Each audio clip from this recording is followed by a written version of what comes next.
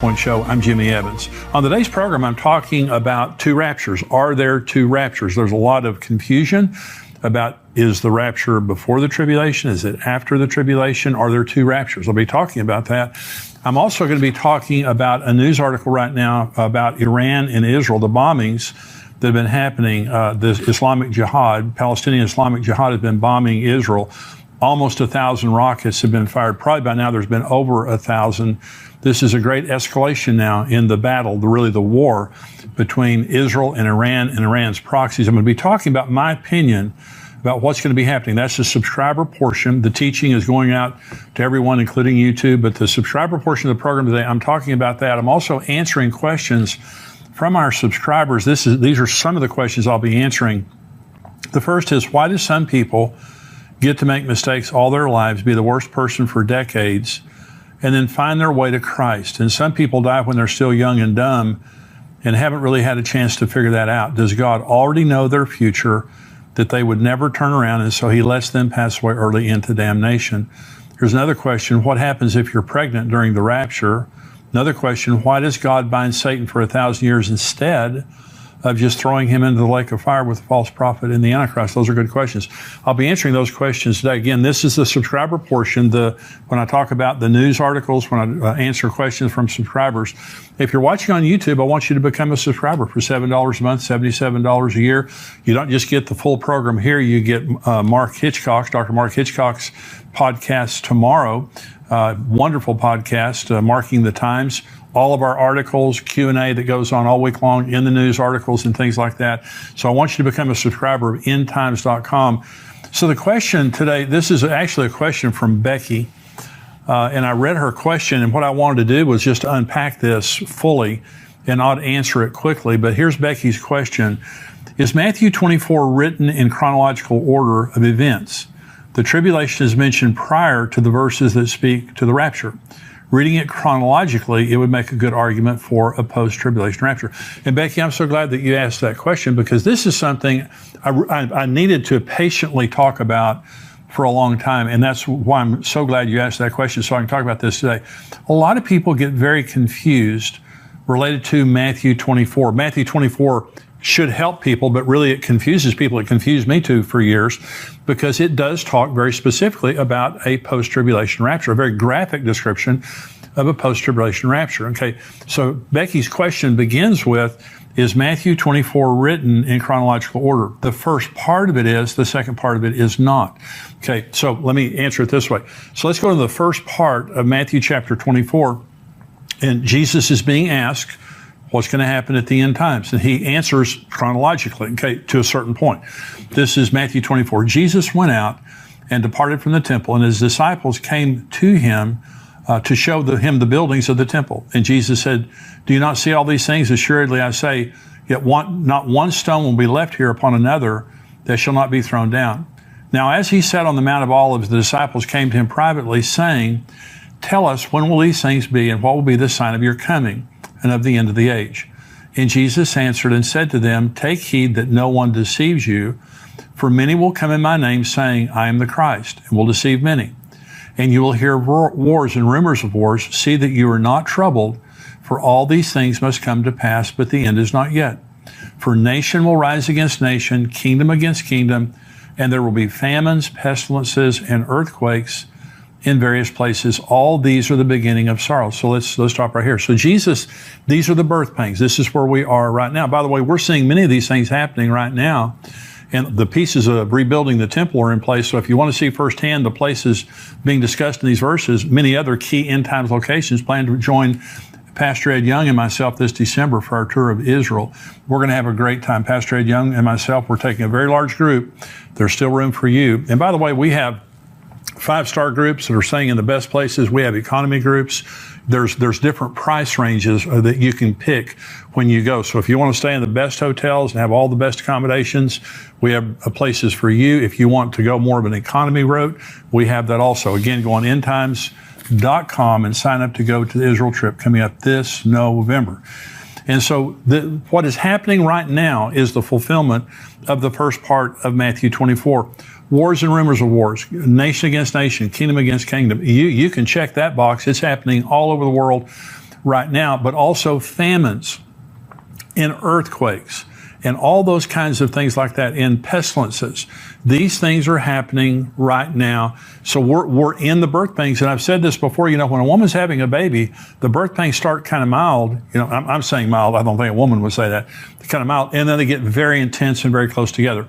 We're seeing intense birth pains right now, extremely intense. And so I believe a birth is about to happen. And that birth is the kingdom of God and the rapture and things like that. But Jesus is now in chronological order, just going through the signs of the time. He said, the end is not yet. These are the beginning of birth pains. This is verse 9 now. He's going to continue to go in chronological order. Then they will deliver you up to tribulation and kill you. Now now we're into the tribulation. And you'll be hated by all nations for my name's sake, and then many will be offended. Will betray one another and will hate one another. Then many false prophets will rise up and deceive many. And because lawlessness will abound, the love of many will grow cold. But he who endures to the end shall be saved. And this gospel of the kingdom shall be preached in all the world as a witness to all the nations, and then the end will come. Therefore, when you see the abomination of desolation spoken of by Daniel the prophet standing in the holy place, whoever reads, let him understand. Then let those who are in Judea flee to the mountains. Let him who is on the housetop not go down to take anything out of his house. And let him who is in the field not go back to get his clothes. But woe to those who are pregnant and to those who are nursing babies in those days. And pray that your flight may not be in winter or on the Sabbath. For then there will be great tribulation, such as not been since the beginning of the world until this time, no, nor ever shall be. And unless those days were shortened, no flesh would be saved. But for the elect's sake, those days will be shortened. Then if anyone says to you, look, here's the Christ, or there, do not believe it. For false Christ and false prophets will rise up and show great signs and wonders to deceive, if possible, even the elect. See, I have told you beforehand. Therefore, if they say to you, look, he is in the desert, do not go out. Or look, he is in the inner rooms, do not believe it. For as the lightning comes from the east and flashes to the west, so also will be the coming of the Son of Man. For wherever the carcass is, there the eagles will be gathered together. And this is where he talks about the rapture. Immediately after the tribulation of those days, the sun will be darkened, the moon will not give its light, the stars will fall from heaven, and the powers of the heaven will be shaken. Then the sign of the Son of Man will appear in heaven. Then all the tribes of the earth will mourn, and they will see the Son of Man coming on the clouds of heaven with power and great glory. And he will send his angels with a great sound of a trumpet, and they will gather together his elect from the four winds, from one end of heaven to the other. Okay, so let's stop right here. Now, this is all chronological, and he goes right to the end of the tribulation. And Jesus says, graphically, immediately after the tribulation of those days. And he says the sun will be darkened, the moon will not give its light, the stars of the heaven will not shine, and the powers of the heavens will be shaken. So he's describing a very, very terrible time. He says, unless those days have been shortened, no flesh would have survived. So let me first of all begin, because in the last program, I was talking about the case for a pre-tribulation rapture, okay, which I hope I made clearly. There is a post-tribulation rapture. Jesus says immediately after the tribulation of those days. There's no doubt about the fact that he's talking about at the end of the tribulation, there's going to be a gathering of the living and the dead people who accepted Christ after the first rapture and during the tribulation. So after these verses, okay, after verse 31, Jesus changes timelines here, okay. He's not on the same timeline. Jesus is now talking about preparing for a pre-tribulation rapture. And I'll prove this to you. Now, this is verse 32. Learn this parable from the fig tree. Now, he's changing. This is different. He's no longer talking about the tribulation. Learn this parable from the fig tree. When its branch has already become tender and puts forth leaves, you know that summer is near. So you also, when you see all these things, know that it is near at the doors. Assuredly, I say to you, this generation will by no means pass away till all these things take place. Heaven and earth will pass away, but my words will by no means pass away. But of that day and hour, no one knows, not even the angels of heaven, but my Father only. But as the days of Noah were, now listen to this, because this is very different from the end of the tribulation. As the days of Noah were, so also will be the coming of the Son of Man. For as in the days before the flood, they were eating and drinking, marrying and given in marriage until the day that Noah entered the ark, and did not know until the flood came and took them all away. So also will the coming of the Son of Man be. 2 men will be in the field, one will be taken, the other left. 2 women will be grinding at the mill. One will be taken, the other left. Watch therefore, for you do not know what hour your Lord is coming. So now, this is completely different from the text before that. The text before that, Jesus is saying, unless those days have been cut short, no flesh will survive.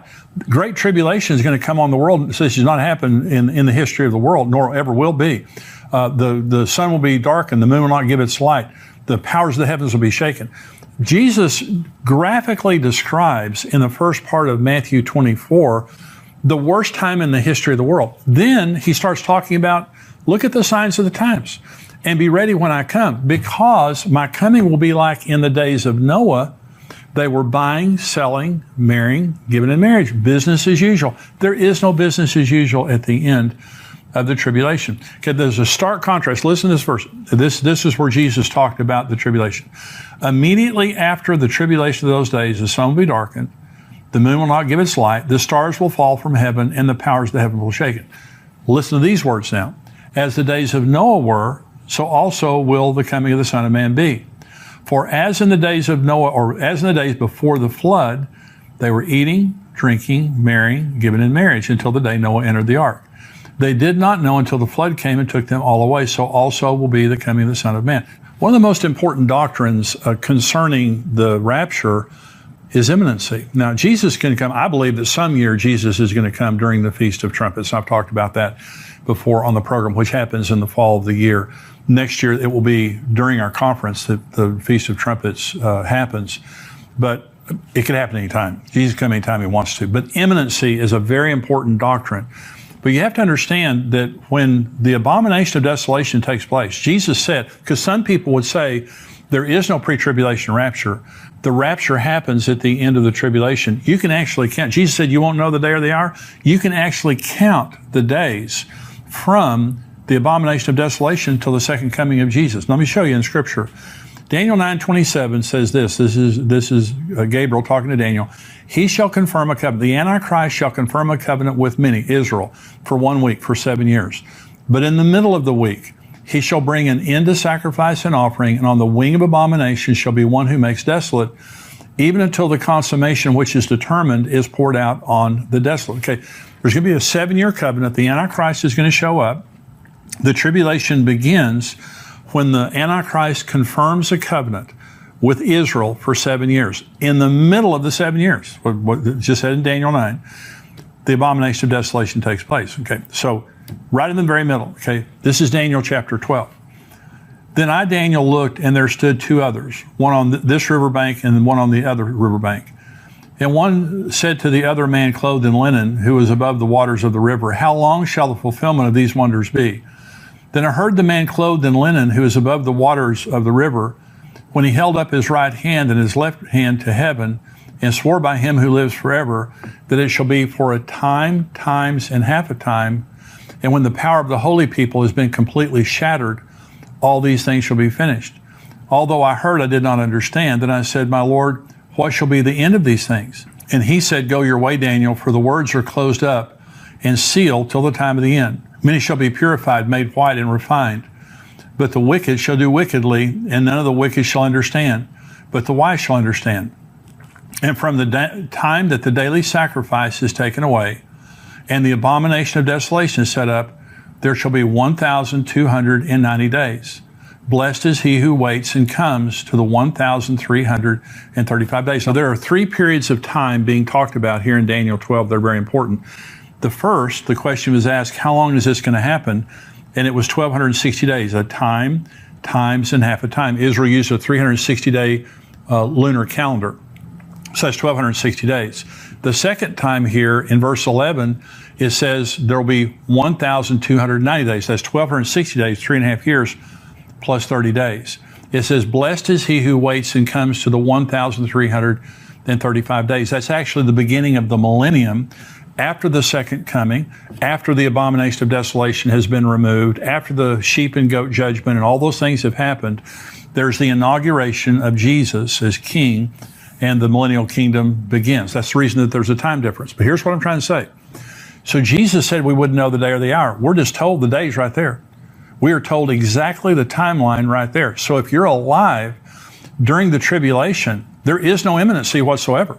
When you see the abomination of desolation, the entire world is going to see it all at the same time. According to Revelation 11, they're going to see the two witnesses get killed. They're going to see everything the Antichrist is doing. If you see it, you could literally take your calendar out and say, Jesus is coming right here. And so there's no imminency. So I'm saying, when you look at Matthew 24, and Becky was saying, it seems to me like, Matthew 24 is a good proof of a post-tribulation rapture. It sure is. Jesus graphically says there's going to be a post-tribulation rapture. Then he turns around and starts talking about the signs of the time. We won't know when he's coming, and it's going to be like the days of Noah, buying and selling, marrying, giving in marriage. Now understand this, at the end of the tribulation, there is no buying, selling, marrying, giving in marriage. Over half the world's population is dead. The earth has been under judgment after judgment after judgment, the worst of which are the bowl judgments at the very end. There's no buying and selling, marrying, giving in marriage. Jesus said, unless those days have been cut short, no flesh would have survived. And remember, Jesus said, it will be like the days of Noah before the flood. Okay, so this is a pre-judgment, a pre-wrath text here that Jesus is talking about two different periods of time. Again, Jesus said, unless those days have been cut short, no flesh would have survived. Then he's over here talking about buying, selling, planning, building, giving in marriage, those things like that. And so it's a very, very easy text for me. Of course, I've studied for a long time, but Becky's question was, is this chronological? Is Matthew 24 chronological? It is, up until verse 31. Jesus begins, when his disciples question him, he begins by talking about the birth pain judgments, all the things that will be happening up until the tribulation. Then he says, then you're going to be going to great tribulation. He talks about the abomination of desolation. He talks about the second coming, when every eye will see him. The rapture, the pre-tribulation rapture, is a private event that take place in the sky between Jesus and the believers. The earth doesn't know anything other than a lot of believers have disappeared. The second coming, every eye will see him. His feet come down, touch the Mount of Olives. There's going to be again a great rapture of the saints, the living and dead saints. People have been saved during the tribulation. So when you read the full text of Matthew 24, you see a chronological account that Jesus gives from verse 1 all the way down until verse 31. Then he changes and said, look at the signs of the times. Look at the fig tree. All these things happening. It's going to be like the days of Noah. So I believe that there's going to be, at any time now, because again, imminency. Right now, we don't know. Even if Jesus comes during Rosh Hashanah is a 2-day feast. You still don't know the day or the hour. Even if you knew. And by the way, Rosh Hashanah is known as the day that no one knows by the Jews. That's one of the ways that they talk about the Feast of Trumpets. And so I believe some year Jesus is going to come during the Feast of Trumpets, but he could come anytime he wants to. Okay, I could be wrong about that. And by the way, the fulfillment of the Feast of Trumpets could be the Matthew 24 rapture at the end of the tribulation, because Jesus said he's going to come with the trumpet then too.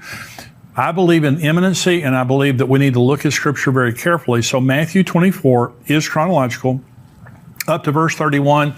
Then it's not. Jesus goes back to before the rapture of the church, a pre-tribulation rapture that he graphically describes there. And so that's what I believe. There are two raptures, one before. So if you're confused and you think you have to choose either a pre-tribulation rapture or a post-tribulation rapture, you don't have to choose. There's two of them. Why is there two? Because there's two groups going.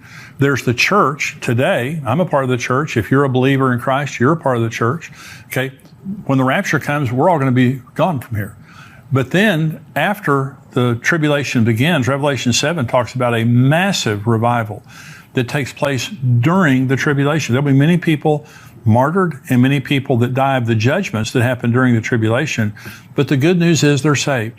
Some people will actually survive on the earth, the tribulation. One way or the other, at the end, they're going to be gathered up just like we were. They'll be a part of the church. They'll rule and reign with Jesus for 1,000 years. And so that's what I believe. I believe that Matthew 24 is another text that very graphically describes a pre-tribulation and a post-tribulation rapture. I want you to be a part of the first group. And I want to remind you, we have the book.